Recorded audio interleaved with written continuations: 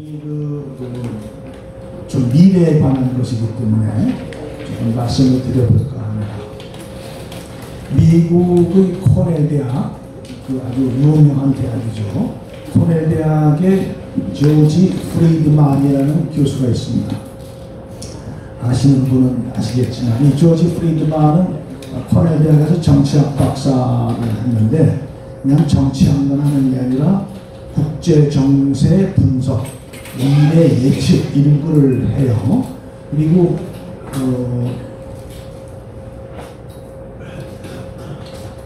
코소보 전쟁, 20세기 말의 코소보 전쟁, 뭐 아시아의 외환 위기 이런 것들을 잘 예측을 했어요. 그래서 21세기에 노스트라다무스다 이렇게 별명을 갖게 된 사람입니다. 노스트라다무스는 15세기 때 아주 예언을 잘했던 사람이죠.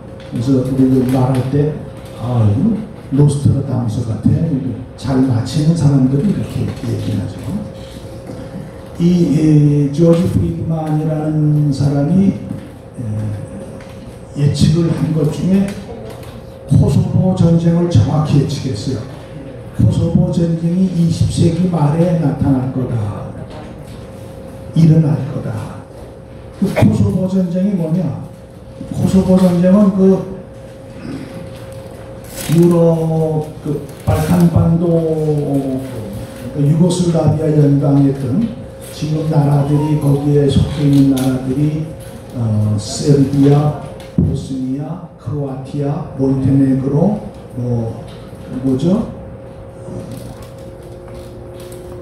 마케도니아, 뭐 이런 나라들입니다. 그런 나라들이 이렇게 있던 이제 거기에 세르비아의 한 이렇게 지방자치에 코소보 마을이 있었어요.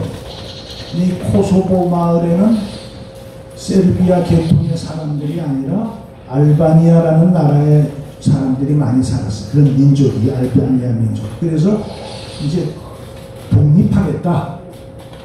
알바니아가 이렇게 알바니아 사람들이 있으니까 코소보가 우리는 분리 독립하겠다. 이래가지고 그 지역이 전부 그 여러 가지 민족하고 나라들이 복잡하게 얽혀있던 역사와 사회가 그렇게 됐던 곳인 것 같아요.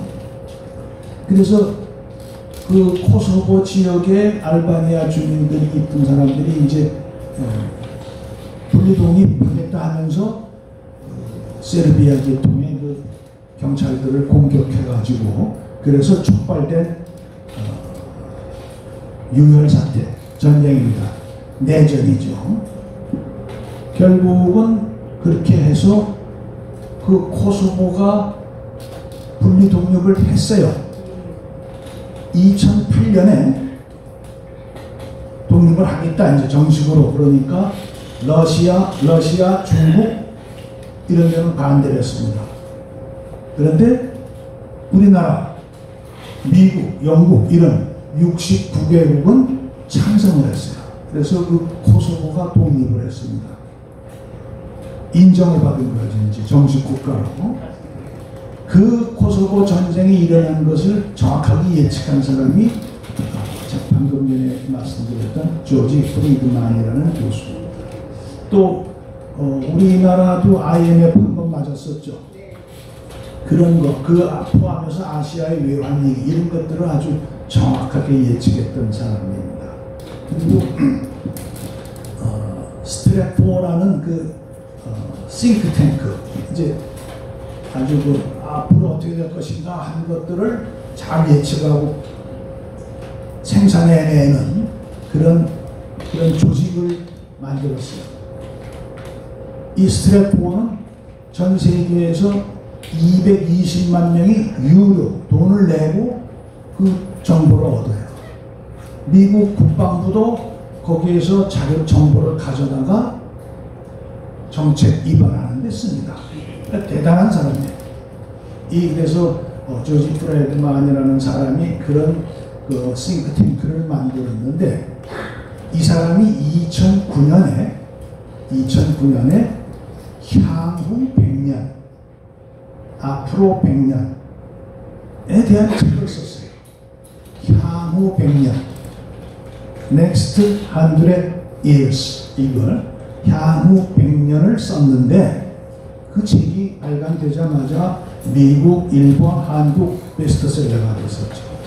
거기에 보면 아주 과연 이렇게 될까 하는 그런 것들도 일부분 재미있는 것들이 많이 있습니다. 그 중에서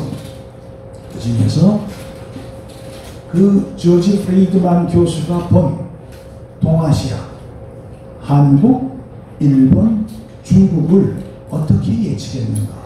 이것도 100년은 다 말씀드릴 수가 없습니다. 한 20년 정도에 대해서 이제 노스트라다무스라 21세기의 노스트라다무스라고 일컬어지는 이 사람이 예측을 한 우리 삼국 일본 물론 이 사람은 우리 이 동아시아 삼국뿐이 아니라 전 세계를 다 썼어요. 그러나 이제 한 30년 정도의 요 동아시아 우리나라 일본 중국에 대한 얘기를 어떻게 이 사람을 예측했는가 하는 것을 좀 말씀을 드릴까 합니다. 이제 먼저 중국입니다. 이 사람이 이제 예측할 때 중국이 어떻게 됐습니까? 2000년대 중반, 그러니까 2005, 6, 7, 8년대 그때쯤 됐을 때 중국이 아주 성장을 가파르게 했죠. 그래서 그 규모가 크고 그러니까 G2면 뭐예요? 세계에서 강대국 두 나라죠. 미국, 중국 이렇게 일컬어질 정도로 중국이 크게 성장을 합니다. 어떻습니까? 중국이 그렇게 성장을 했지만 앞으로도 계속 그렇게 성장할 거냐? 그걸 그렇게 보지는 않았습니다. G2, 아라비아 영어 G자에다가 아라비아 숫자로 2, 2개 나갑니다. 우리 그 사람들이 그런 거 쓰죠. 얼마 전에 우리 윤석열 대통령님이 G7 세계에서 7개 나라들이 모여있는 회의죠. G7에 초대받아서 갔다 왔잖아요. G7은 미국, 영국, 독일, 프랑스, 일본, 캐나다, 이탈리아 이렇게 7개 나라입니다. 거기에 한국 대통령이 초대받았어요. 그리고 앞으로는 G8, G8 우리나라까지 껴야 되지 않느냐 하는 얘기도 나오고 있습니다. 하여간 그 G2 국가 미국, 중국 이렇게 했는데 중국이 지금까지는 잘 성장해 왔지만 앞으로는 더 성장이 아니라 쇠퇴할 것이다 라는 것을 쇠퇴할 것을 걱정해야 된다. 그 이유가 그렇게 본 근거가 중국은 절대적인 사람들 예를 들어서 14억 인구 중에서 4억 명이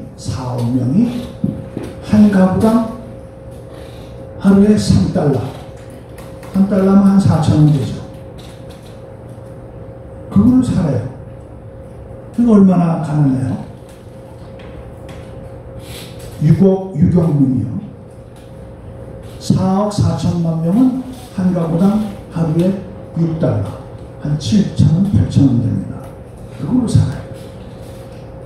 10억 명이 넘는 절대 인구가 가난하게 사는 거죠. 아프리카 토민들처럼 가난하게 살아요. 우리가 이제 중국을 가보면은 중국 이 연안 바닷가는 도시가 많이 발달됐죠. 상해라든가 천진이라든가 이쪽 등소평이 중국을 개발할 때 다 한꺼번에 발전시킬 수 없으니까 연안 쪽으로만 해서 발전을 시키고 그것을 안쪽으로 이렇게 가자 했는데 지금도 그 안쪽으로 들어가면 형편없는 생활들을 하고 있어요. 그래서 아주 가난하게 사는 이런 것들이 있어서 문제다. 그럼 절대 빈곤층이 너무 많기 때문에 앞으로는 좀 문제다. 물론 6천만 명 정도는 1년에 한 2만 불을 우리나라 한 15주년 전 정도 수준이 되죠. 2만 불 정도로 잘 사는 거죠. 그 정도는. 그러나 그걸로 전체를 다 먹여 살릴 수는 없죠. 그래서 이제 문제다 이겁니다. 그걸 해줄 수 있는 방법은 6천만 명한테서 세금을 걷어서 나눠줘야 되는데 그게 가능하냐 이거죠. 세금으로 그걸 해서 나눠줄 수는 없다. 물론 걷어들인 세금으로 군대에는 잘해줄 수 있습니다. 그래서 군대의 충성은 받을 수 있죠. 중국이 할 수 있는 해법이라는 건 뭐냐? 그저 국민을 억압하는 것밖에 없다. 그러니까 지금 이러한 중국이 참 문제가 되지 않느냐.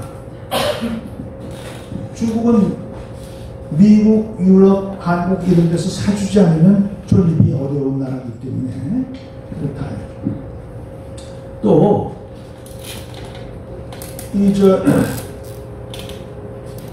발전할 때는 극적으로 발전할 때는 노동자들의 임금이 쌌어요. 그래서 수익을 많이 낼 수 있었는데 지금은 임금이 많이 올라갔죠. 우리나라도 중국에 공장을 많이 졌죠. 값싼 노동력을 이용해서 수익을 냈는데 지금은 중국서 나오려고 그래요. 왜? 노동력 임금이 비싸니까 그것을 해야 수지가 안 나죠.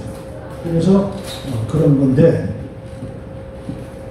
그래서 이제 중국은 그러면 고부가 가치 기술 작더라도 돈을 많이 벌 수 있는 거 고급 기술로 가고 싶은데 그렇게 가봤자 미국, 독일, 일본, 한국 이런 나라들이 다 그걸 잡고 있잖아요.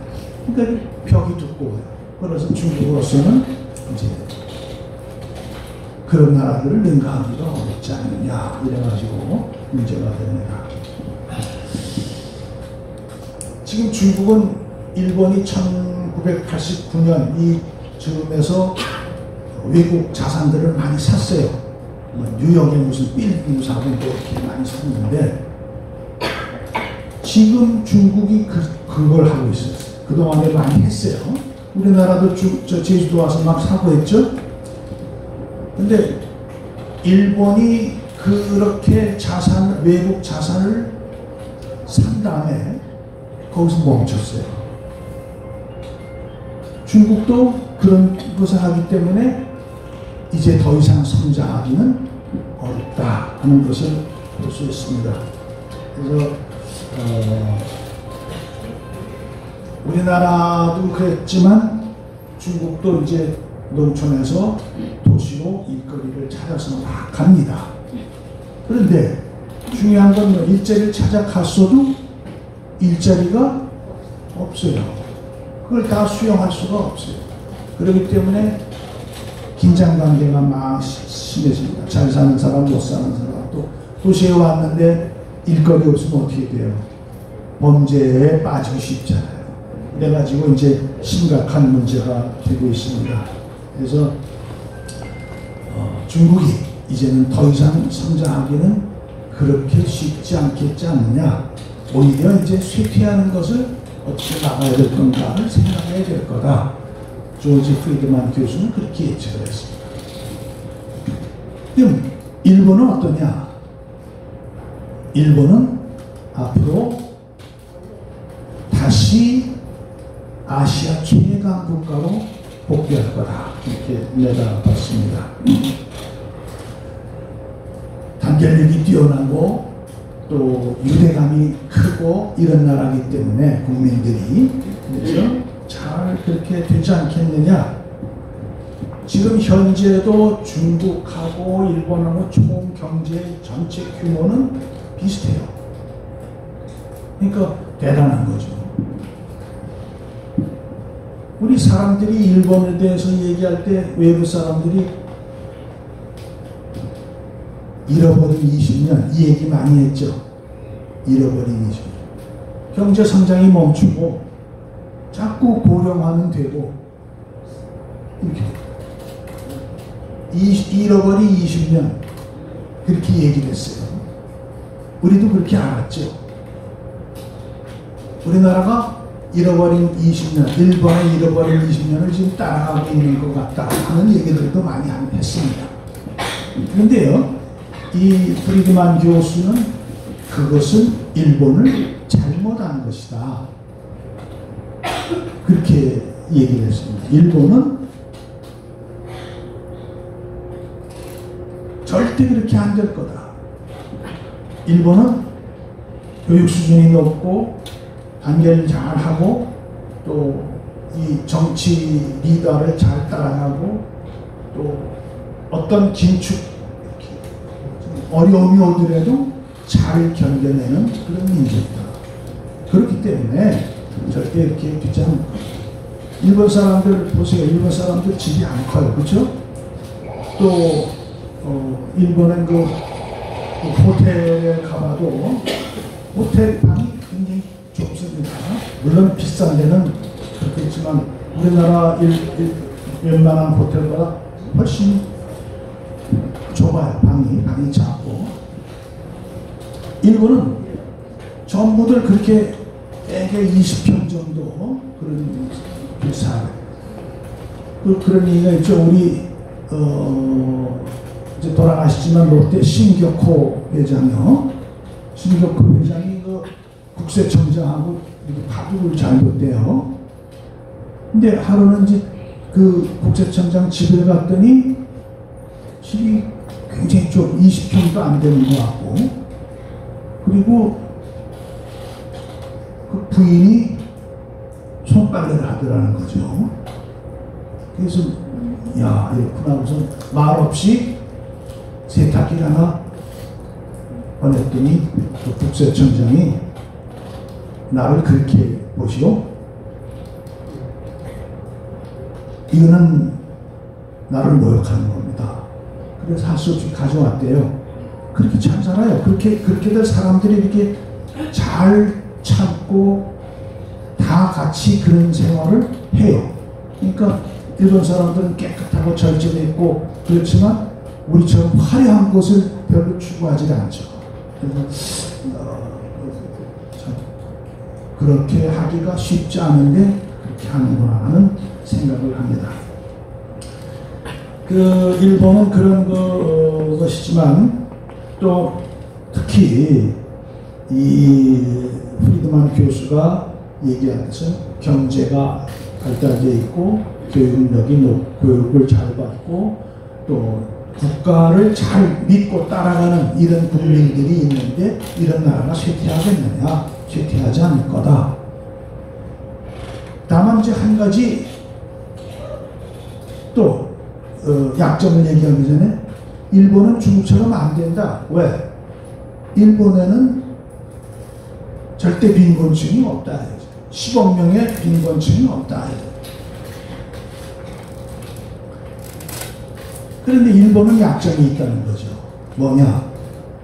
일본은 자원이 부족해서 외국에서 들어오지 않으면 안 돼요. 그래서 해양 국가이기 때문에 그래서 옛날에도 뭐 없으니까 우리나라 와서 뭐 외국들이 와서 뺏어가고 했던 거 아닙니까? 지금 일본 경제를 받치는 이렇게 받쳐주는 생명선이 무슨 호르무스 해요, 말라카 해요, 남중국해 이런 데입니다. 호르무스는 저기 아라비아 반도 거기 사우디아라비아 있고 여기 밑에 조그만 예멘 같은 나라 있잖아요. 그 나라하고 이란 사이에 있는 좁은 바다 해협입니다. 또 말레카 해협, 이거는 말레이시아하고 인도네시아 사이에 있는 이런 해협이에요. 또 남중국해, 중국과 대만, 이 베트남, 필리핀, 베트남 이렇게 이어지는 여기가 다 이제 그 생명선들인데 이 생명선들이 문제가 생기면 일본은 상당히 힘들어한다. 그래서 이 생명선에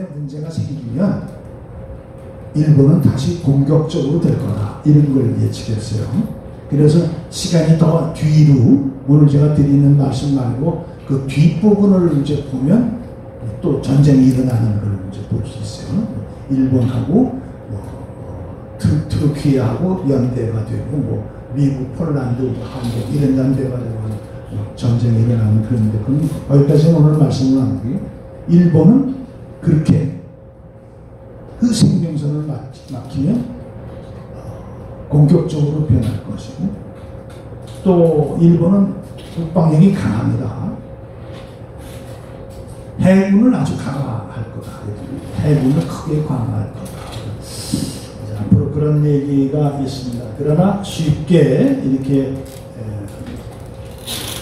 망가지거나 이렇게 쇠퇴하거나 하는 일은 없을 것이다.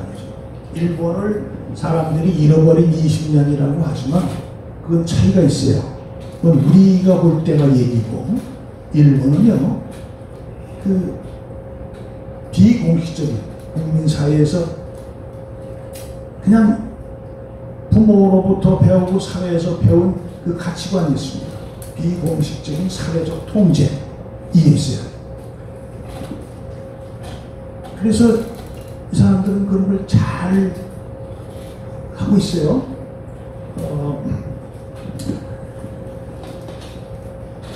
뭐라고 할까, 잃어버린 20년 동안에 일본에서 일어난 일은 어떤 일이냐. 금융위기에 닥치면서 이제 문제가 되겠구나 했는데 그때부터 이제 성장률이 정체가 됐죠. 그런데 일본은 우리가 보는 것처럼 이렇게 망한 게 아니라 가장 사회적으로 중요한 가치, 고용, 일자리를 유지했습니다. 그러니까 기업이 이익을 줄여요. 이익을 더 추구하지 않고 대신 고용을 유지했습니다. 그러니까 사람들이 일자리를 잃고 방황하는 일이 없죠. 사회적으로 안정될 수 있습니다. 그래서 20년을 이렇게 해서 봤기 때문에 이제는 다시 도약해서 제1보국이 될 수 있지 않겠느냐 이렇게 보고 있습니다. 그다음 우리나라는 이제 어떠냐. 프리드만 교수가 본 거는 또 재밌더라고요. 우리나라는 러시아, 중국, 일본 이렇게 둘러싸이는 이런 폭탄 같은 그런 존재죠. 근데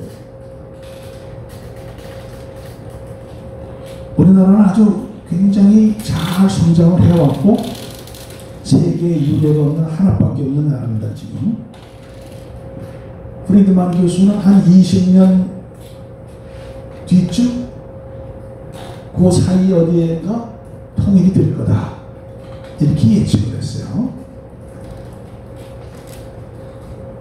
우리에서 오는 통일 이런 얘기 노래가 있잖아요. 근데 저는 지금 당장 통일되는 건 반대하고 싶습니다. 통일 그렇게 하면은 어렵지 않을까 그런 생각이 들어요.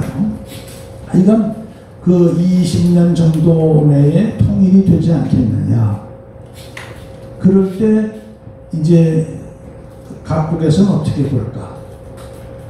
미국은 뭐 별다른 문제 없이 이제 그냥 환영할 거다. 통일을 지원할 거다. 좋아할 거다. 일본은 뭐 좋아하지도 않지만 또 반대하지도 않을 거다. 중국은 어떠냐? 중국은 쇠퇴하기 때문에 북한에 대한 통제력이 약해져요. 그래서 통제력이 약해진 중국이 북한을 통제하지 못하기 때문에 그냥 통일되는 걸 그냥 보고 있을 거다.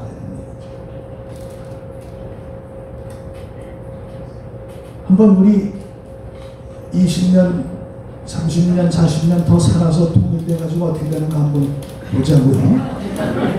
프리드만 교수가 얘기한 것이 맞는가 안 맞는가 저는 좀 확인해 보고 싶습니다.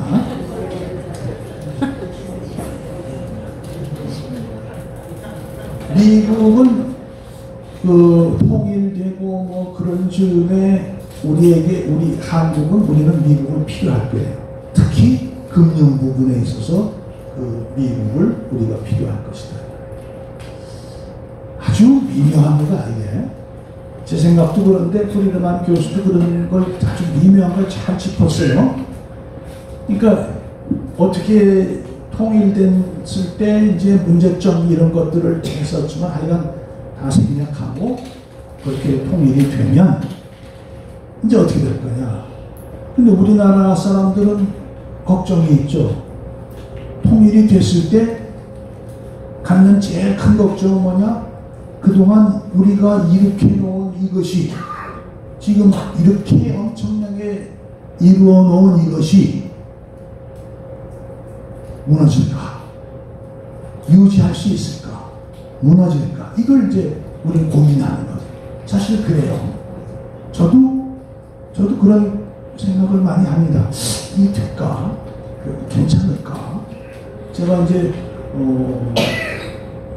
영국서 기차 타고 여행을 할 때 독일 사람들하고 이렇게 마주 앉았을 때 얘기를 하다가 통일 얘기가 나왔어요. 근데 굉장히 힘들었다 그런 얘기를 하면서 자기네처럼 통일하지 말고 이게 동독하고 서독하고는 이렇게 큰 차이가 없었어요. 그게 심한 차이가 아닌데 남한하고 북한하고 좀 이렇잖아요. 그래서 자기 생각에는 좀 비슷해진 다음에 통일이 되는 게 좋지 않냐 그러는데 저도 공감을 했고 또 그냥 지금 통일이 제일 우리의 목적이냐 전 그게 반대예요. 제일 목적은 뭐예요? 여기 있는 사람들이 잘 살아야죠. 그렇죠? 우리나라 사람들이 잘 살면 돼요. 그쪽도 따라서 잘 살게 되고 그때 자연스럽게 통일이 될 수 있으면 좋겠다 하는 얘기인데 하여간 통일이 되면 어떨 거냐. 프리드만 교수는 20년 내에 될 거다라고 얘기를 했어요. 그러면 통일됐을 때 한국 사람들이 갖는 염려 그것은 우리가 이루어 놓은 것을 유지할 수 있을까 하는 거죠. 그런데 프리드만 교수는 괜찮을 거다 그래요. 왜?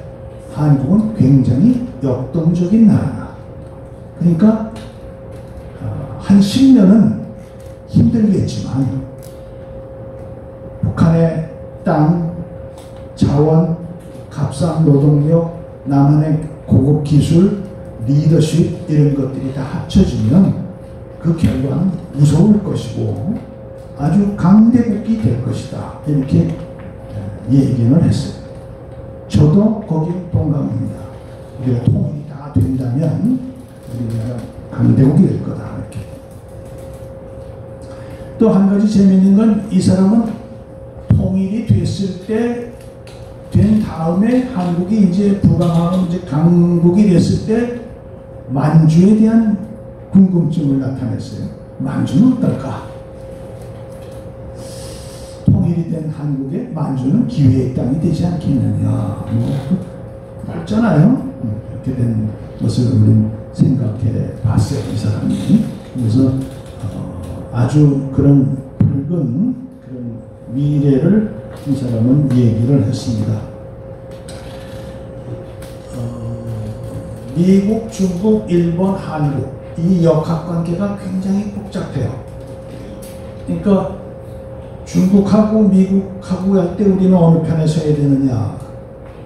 당연히 미국하고 서야 되죠. 일본이 더 강해졌을 때 어떻게 되느냐? 우린 더 미국이 한국을 더 가까이 할 거예요. 또 일본하고 중국하고 막 이렇게 이럴 때는 우린 또 일본하고 또 가까워질 수밖에 없고 아주 복잡합니다. 그러니까 제일 중요한 거는 우리가 잘 살고 강해져야 된다 하는 거죠. 그런 것을 생각해 봐야 되겠다 하는 얘기입니다. 100년 후 조지 프리드만 교수가 쓴 100년 후 책에서 한 20-30년 동안 앞으로 한국, 중국, 일본만 추려서 말씀을 드렸어요. 최근에 아주 재밌는 또 데이터가 하나 있어서 소개하려고 합니다. 워싱턴에 있는 US 뉴스입니다. US 뉴스지가 거기에서 세계 10대 강국을 발표했습니다. 1위가 어디냐? 대한민국? 좋은 말씀이죠. 아직은 아니네요. 1위는 이건 부동의 미국입니다. 2위 중국, 3위 러시아, 4위 독일, 5위 영국, 6위 대한민국, 7위 프랑스, 8위 일본, 9위 아랍에미레이트, 10위 이스라엘. 이렇게 대한민국은 6위로 났어요. 이게 그냥 뭐 기분으로 놓은 게 아니죠. 다 데이터를 가지고 있는 겁니다. 그런데 러시아 보세요. 요즘 러시아 지금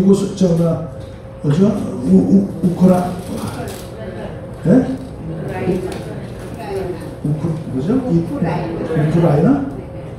맞나? 그 나라랑 지금 전쟁하는데 생각보다 형편없더라고요. 그래서 이 러시아가 아주 옛날에 러시아지 지금 아니구나 이 생각이. 중국 쇠퇴행하고 있잖아요. 그럼 러시아하고 중국 빼면은 그 다음에 우리나라가 4위가 돼요. 또 한 가지 놀라운 거는 일본은 8위, 대한민국 6위에 났어요. 이것도 참 놀라운 일입니다. 기준을 뭘로 했느냐? 이 선정한 기준을 외교정책과 영향력 1번, 국방예산, 세계 경제에 미치는 영향, 지도자, 강력한 군사동맹 이렇게 했어요. 그걸로 하니까 우리나라가 6위다.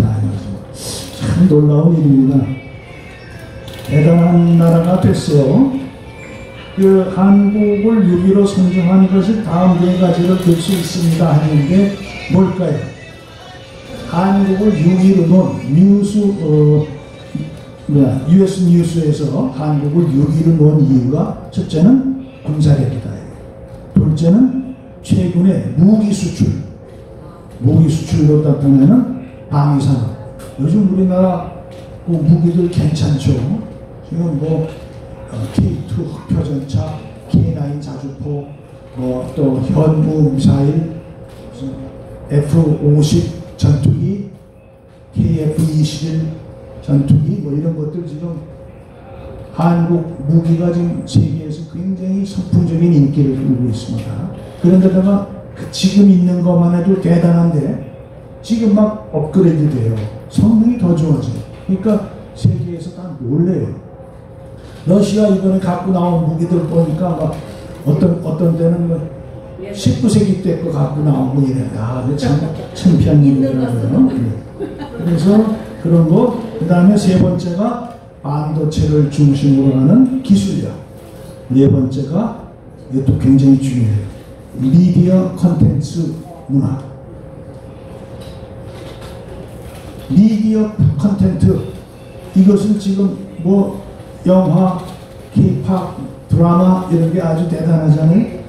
북한에서는 이 한국 드라마를 몰래 보면 죽여버리네. 굉장히 무슨 아버지탕 거지 수용소 보내고 처형하고 그러잖아요. 그만큼 좋습니다. 이 미디어가 잘 발달되어 있는 나라다. 이런 것이 한국을 6위로 놨다. 저기 탈북한 사람들하고 특히 여자들 만나서 이렇게 얘기를 해보면요.